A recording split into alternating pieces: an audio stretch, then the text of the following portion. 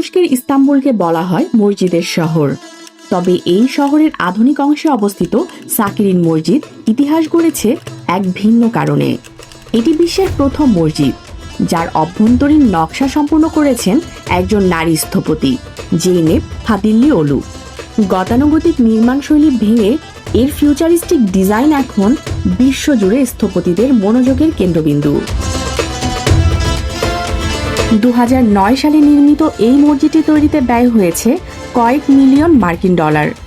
এর বাইরের কাঠামোটি অ্যালুমিনিয়াম এবং স্বচ্ছ কাচের সমন্বয়ে তৈরি, যা একটি আধুনিক খোলসের মতো দেখায়। তবে সাকিরিন মসজিদের আসল চমক লুকিয়ে আছে এর ভেতরে। স্থপতি জেইনেব প্রথাগত অলঙ্করণের বদলে এখানে ব্যবহার করেছেন আধুনিক আলোকবিদ্যা এবং জ্যামিতিক ভারসাম্য। মসজিদটির ভেতরে প্রবেশ করলেই সবার নজর কাড়ে এর বিশালাকার ঝাড়বাতিটি। নকশা অনুযায়ী এটি দেখতে অবিকল বৃষ্টির ফোঁটার মতো।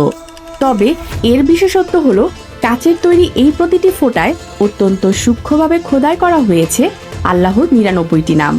এই আলোকসজ্জার কারণে নামাজের হলে এক অপার্থিব এবং শান্ত পরিবেশ তৈরি হয়, যা সাধারণ মসজিদ থেকে একে আলাদা করেছে। মসজিদটির মেহরাবটিও নকশার দিক থেকে বৈপ্লবিক। এটি কোনো সাধারণ খিলান নয়, বরং দেখতে একটি বিশাল ফিরোজা রঙের ঝিনুকের মতো।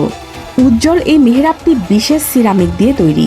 এছাড়া মসজিদের স্বচ্ছ কাচের দেয়ালে থাকা সোনালী ক্যালিওগ্রাফিগুলো দিনের আলোয় মেঝেতে থাকা উটের পরশের কার্পেটের উপর অদ্ভুত এক ছায়ার নকশা তৈরি করে, যা স্থাপত্যের এক অনন্য শিল্প।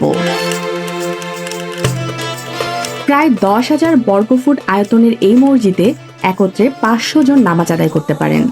মহিলাদের নামাজের জায়গাটি দ্বিতীয় তলায় এমনভাবে নকশা করা হয়েছে যেখান থেকে পুরো মসজিদের আলোকসজ্জা এবং ক্যালিওগ্রাফি স্পষ্ট দেখা যায়।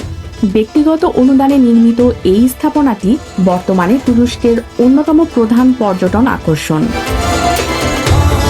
স্মিতা ইফতেখার, ডেস্ক রিপোর্ট, আলোকিত স্বদেশ।